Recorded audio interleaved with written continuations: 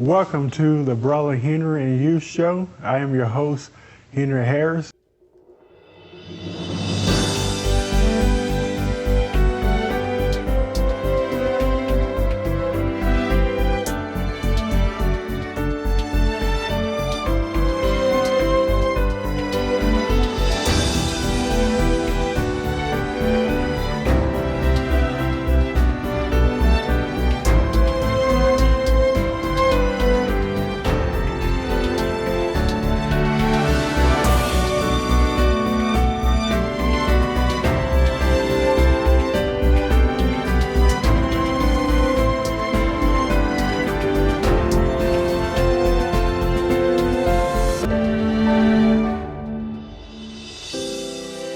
We have a special episode for you today. Today, my special guest is Bishop Jim Swilley. He's the founder of Metron.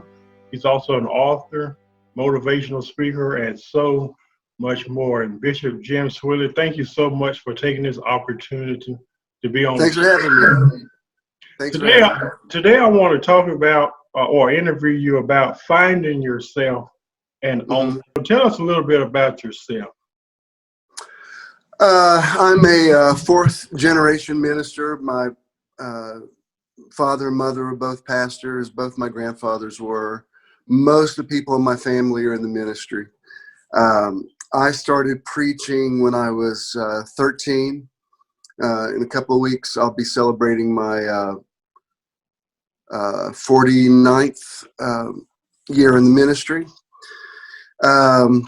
I started a church in 1985, just started it by knocking on doors and inviting people, and it grew into a mega church. I pastored that for about 30 years. It was called Church in the Now. I don't know how much you want to get into what happened to me in 2010, but my life took a dramatic turn in 2010, and it altered my relationship with the church. I stayed there for another 4 years afterwards, and then at a certain point really believed that my season there had ended, and so I came back into the inner city where I'm from. I mean, I live like 2 blocks from where I was born, and started a ministry called Metron Community. It's not really a church, it's more of a parachurch. Yeah. And we've been there. We just celebrated our 6th anniversary. We're into our 7th year there. Thank you. And of course, the whole pandemic thing has sort of changed the dynamics of that. Right now, we're not even meeting in person. I do everything online, and it's actually expanded the community. It hasn't made the following smaller. It's actually made it considerably larger. So, when things change in the world, you just have to adjust your sails and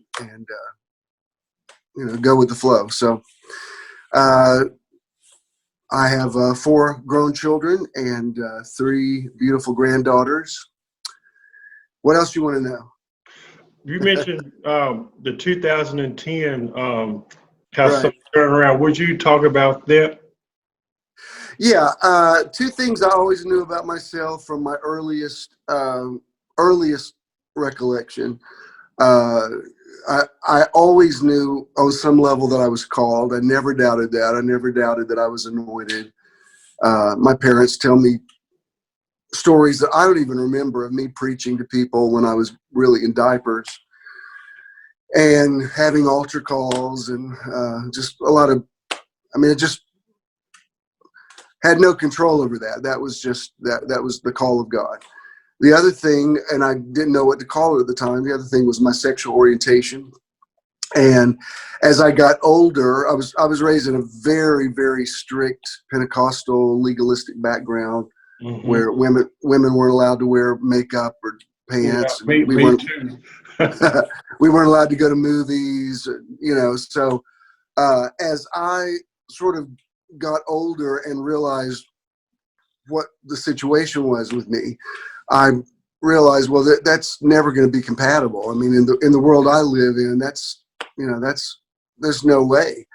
So I had these 2 polarities in my life, neither of which I asked for. I didn't ask to be anointed. I didn't ask to be gay. Those two things just converged into my reality. Mm-hmm. And I was married twice to two different women, and had two children in my first marriage, two children in my second marriage. When I got married the second time, I didn't plan on ever getting remarried. And I wasn't trying to live a fake life. I was honestly trying to be what everybody said I should be. Yeah. And so when I got married the first time, I just thought, well, being married will fix me. I'm sure if I get married, Yeah. I'm sure the right thing will kick in, and it didn't. I mean, nothing changes who you are.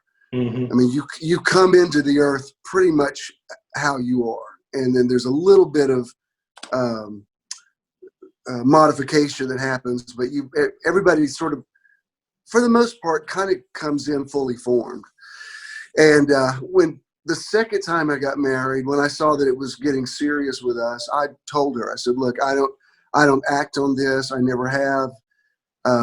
But you should know that I believe that I'm gay. And I think, before I get somebody else's life involved with my situation, we should probably just be friends. And one thing that's really important in this story is I was raised in a very apocalyptic end time. We believe Jesus was coming back any minute. Yeah. And the denomination I was raised in, we believed he's coming back in 1988. So I got married the second time in 1988 and really thought it would probably, I honestly thought, well, we'll probably be here about 3 weeks before Jesus comes back. And it never occurred to me that we would, it would evolve. I would end up having this mega ministry and end up,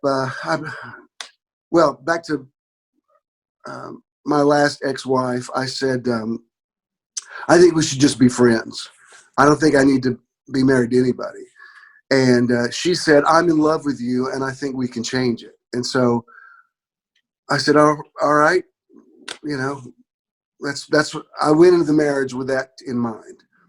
And again, marriage, having children, it doesn't change not just your sexuality, but just your entire worldview. I mean, you just are who you are. Being gay is not just about sex; it's about how you see the world. It affects everything: your tastes, your everything. So, anyway, long story short, in 2010, we just could not ignore that elephant in the room any longer. And she came to me and said, I'm not ever going to out you, but I think you should come out. I'm going to divorce you. I think you should come out. And I said, I'll never do that. I said, we'll lose everything. I mean, I was consecrated as a bishop in 1998. And at one point I had 170 something churches under my covering. Mm-hmm. I had churches in Uganda. I was covering churches in the Philippines. We worked with churches in Peru. So I had a lot of missionaries that depended on me financially. And I thought, I can't do this to them. And but I had started my church on and maybe this is really what you want to talk about.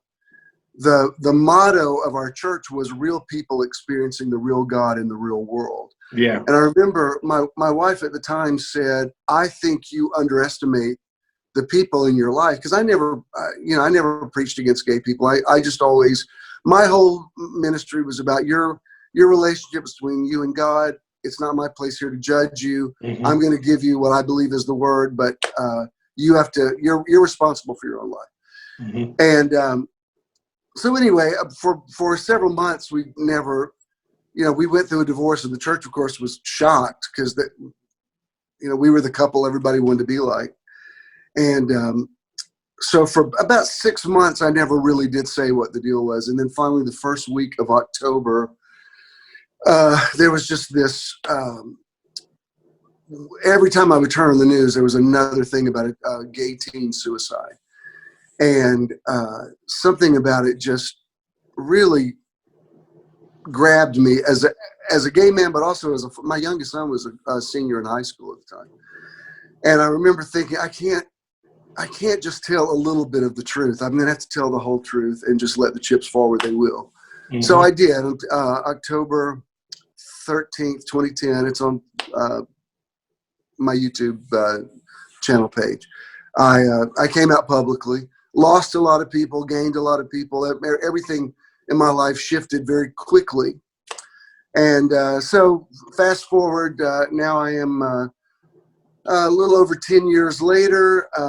I am married. My husband Ken and I we've been together 9 years, but we've been married. We just celebrated our 6th wedding anniversary.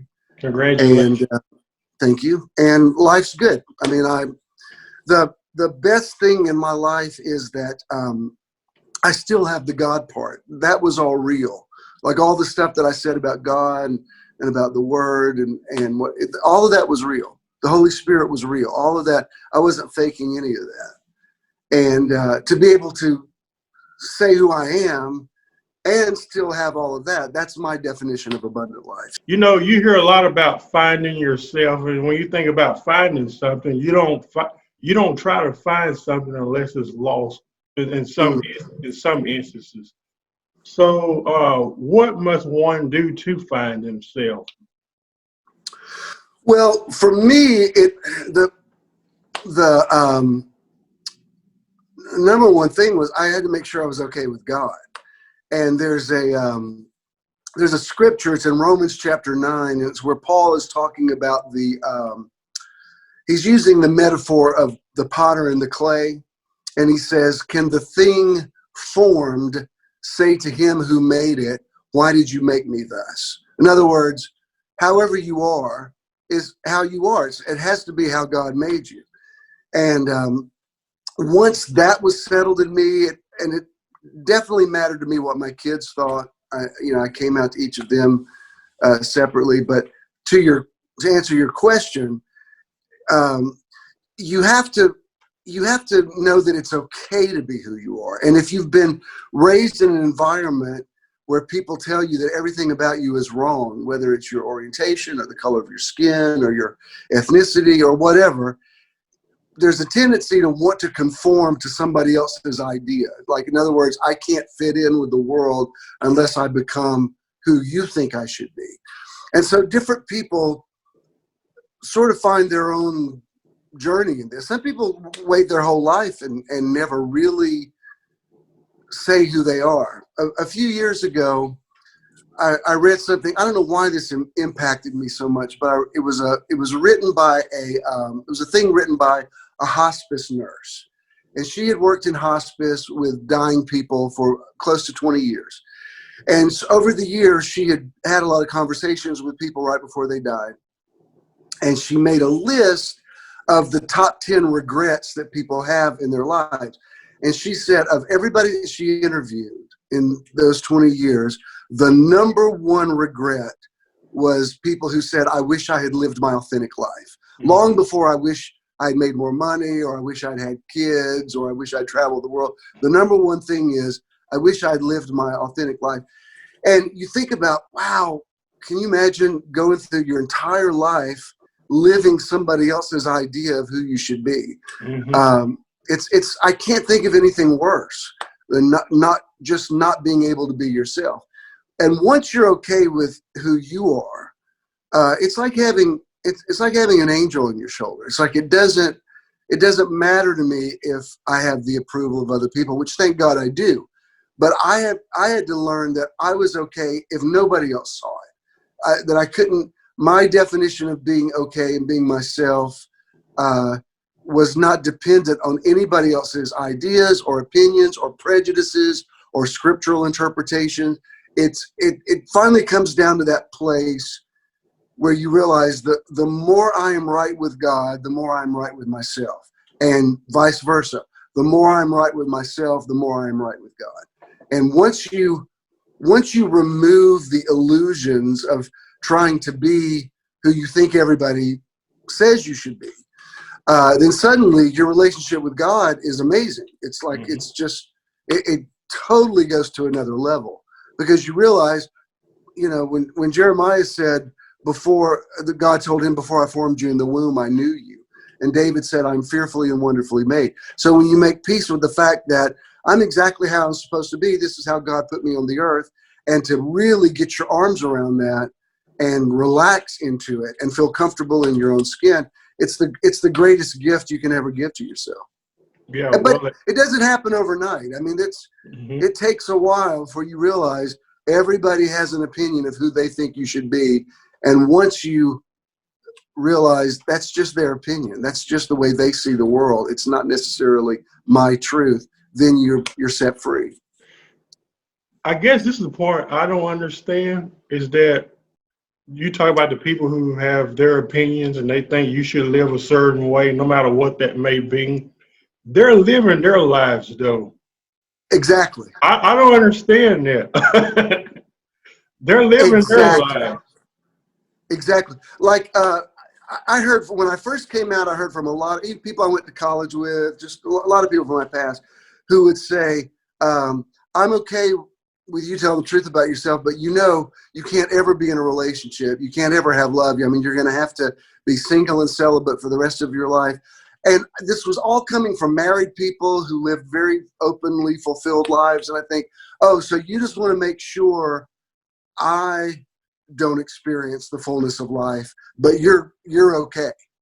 You're okay to experience it. Yeah, I tell you what's amazing is what happens is the more you embrace who you are, you really just lose the necessity to judge other people. I mean, you really say, hey, your life is your business. Your relationship with God is between you and God. And it's the most liberating thing in the world, I mean, I even have experienced it with my own grown children, because sometimes they've made choices that wouldn't have been my choice. And I'm always there if they need counsel. But I think, well, you're adults. I mean, this is if these are decisions you've made, then I have to say you're still my kid, and I love you no matter what. And it's such a healthier way to go through life, and just stay in your lane and let other people stay in their lane. I wonder, why are some afraid to be themselves? What do you think the overall reason for that is? It's interesting how people can adopt somebody else's truth as their lie. And, let me say, somebody else's lie is their truth. That's what I meant to say. Somebody else's misperception becomes their truth. And at a certain point, and if you know how to age properly, this should happen to everybody as they get older. It doesn't necessarily, but when you're very young, you're very subjective to peer pressure. Sometimes don't know who you are, don't know what you want to do. And the thing is, if you don't have some pretty solid ideas about who you are, other people will just take the cue from you and will fill in the blanks for you. Like if you don't know what you should do, people will start telling you what you should do. Mm-hmm. And the scripture says there's safety in a multitude of counselors, and in the mouth of truth, through witnesses, every word is established. That's all true. But at the end of the day, you have to hear other people's opinions and then still find the secret place of the Most High for you. It's a secret place because nobody else understands it but you. It's your secret place with God.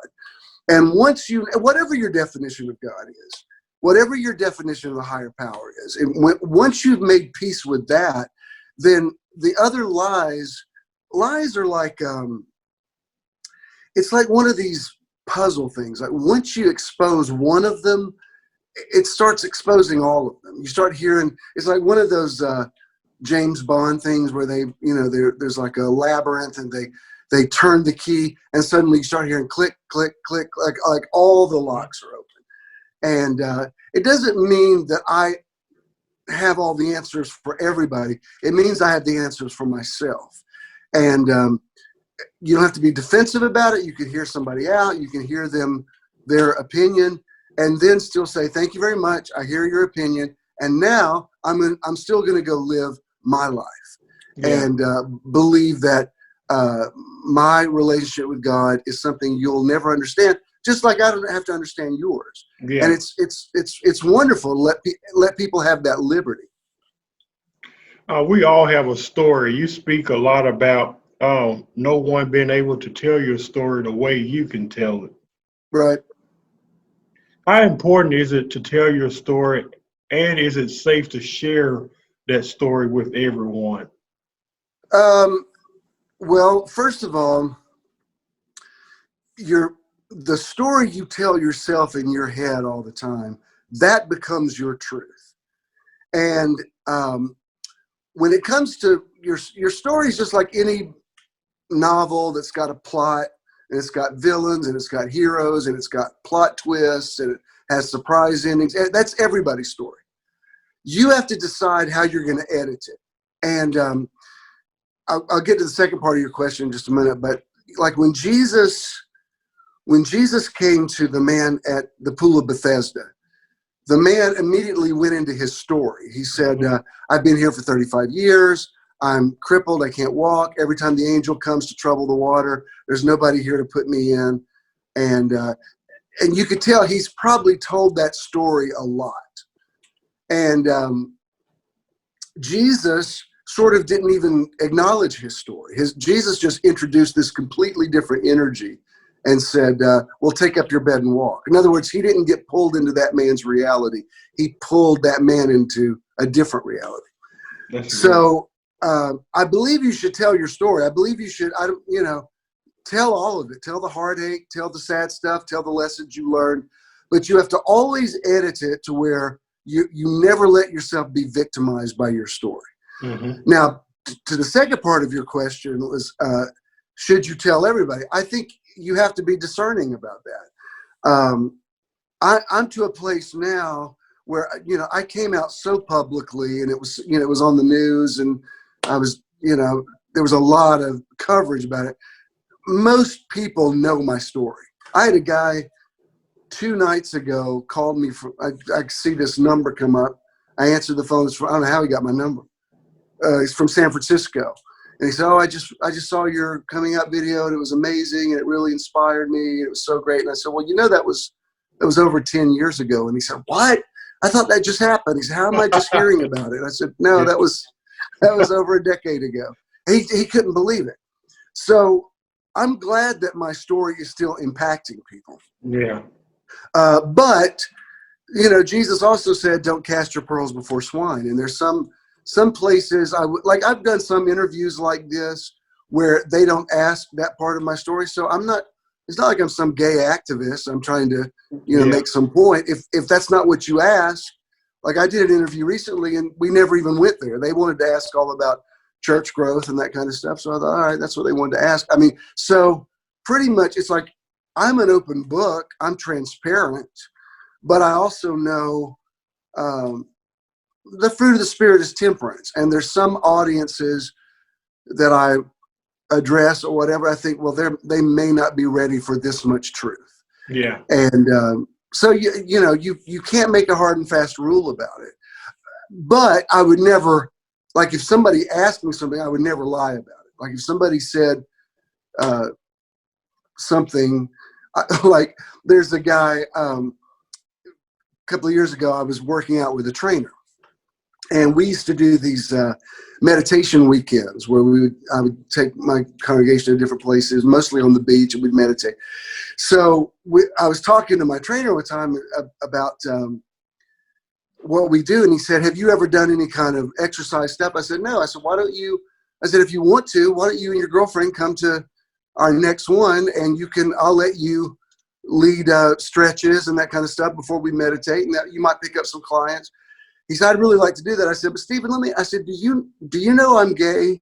And he looked so funny. He said, no, but why does that matter? I said, because if you come to this meditation weekend, you're going to meet this man who's my husband, and all these people, they know us as an out couple. I just need to make sure before I get you a hotel room and pay your way down there, I need to make sure you're cool with that. And he said, no, I'm cool with it. He said, it never occurred to me. I said, well, it never came up. It wasn't like, it wasn't like, before I do those burpees, I need to tell you, it's like, it was irrelevant. But once I knew he was going to be in my environment, I thought, I need to make sure this part of my story to save us both some awkwardness. Yeah. So after the dust settles and one eventually locates or find themselves, how do they own it? Like they say, okay, I finally found myself. How do they own it? And that'll be our last question. I don't know that that journey ever fully ends. Um, I think there's self-discovery that goes on So for as long as you ongoing, like live. ongoing. Yeah, it's never, the cement never dries. I mean, it's Yeah. still, you're always going to be progressing and find out certain things. Like I remember, it's a small detail, but I've written 16 books, and the last book I was writing was a few years ago. Every time I would spell the word because, I was noticing I would write it out. I would put the U in front of the A, Becuase. I know how to spell that, but Hmm. I thought I always do that. And every time I spell the word the, I spell it TEH. I know how the word is spelled. Why do I do that every time? And all of a sudden I thought, I'm dyslexic. I never, like, I can't believe nobody ever picked up on this when I was in school. Now, like I said, it didn't keep me from writing books. It's just something that I was so accustomed to. Like, why do I do that every time? Why do I write the number 3 backwards every time? And it was interesting because, like, I don't need any help with it. I mean, I've recognized the problem, and it's actually gotten better once I recognized it.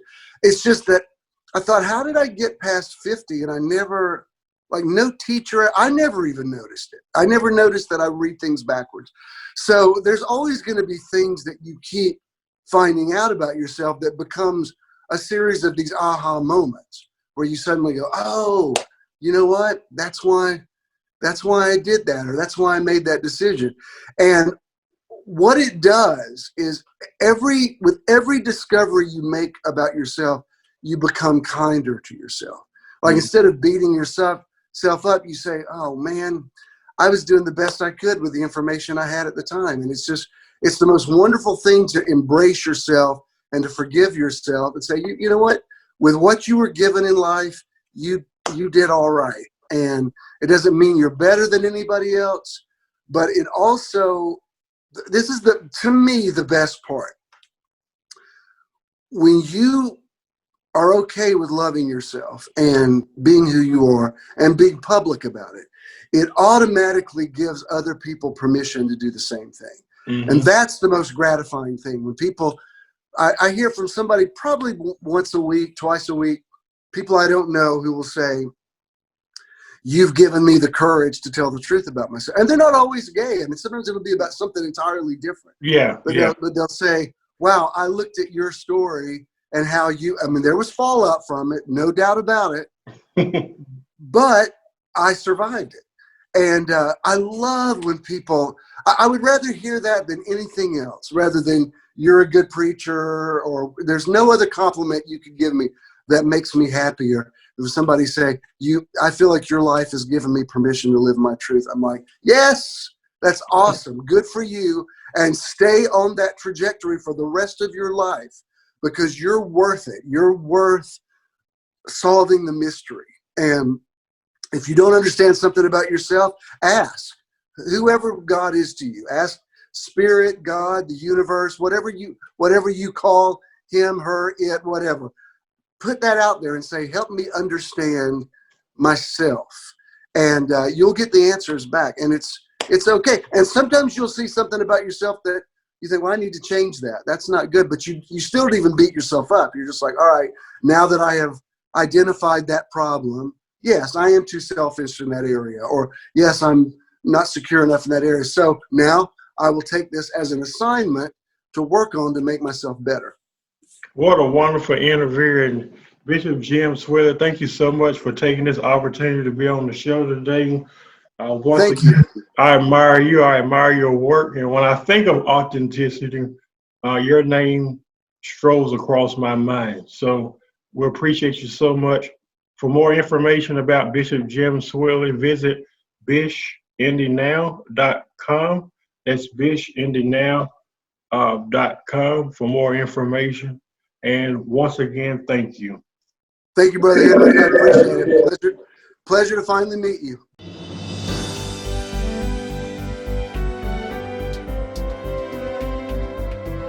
We hope you have enjoyed today's program. We want to connect with you. Visit us at facebook.com/The Brother Henry and You Show, or visit us on our YouTube channel at youtube.com/Henry Harris 100.